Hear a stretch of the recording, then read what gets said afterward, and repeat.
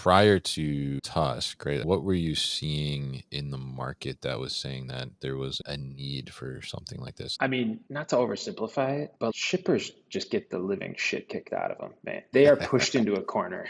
Like, Mm, think about it. Take a VP, director of ops, right? This person has been running their operation for 3, 4, or 5, 10 years. Every year, they are expected.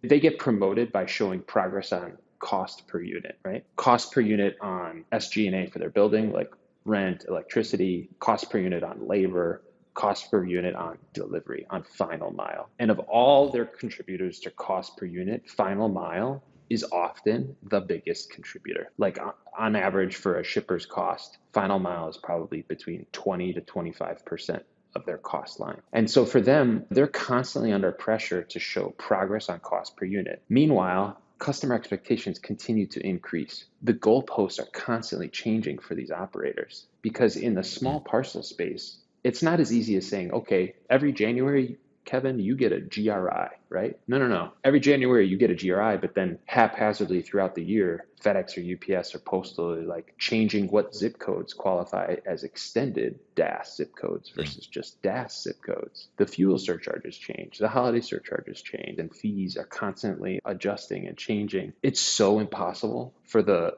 average operator who has P&L responsibility for the whole operation, much less the final mile Mhm. cost. And what we have done is basically created the infrastructure for them to have easy access to this capacity that is much, much less expensive and often at a higher quality. At the end of the day, the reason that we built Tusk is to empower the shipper, drive value to the shipper, put the shipper first. And we see it as key.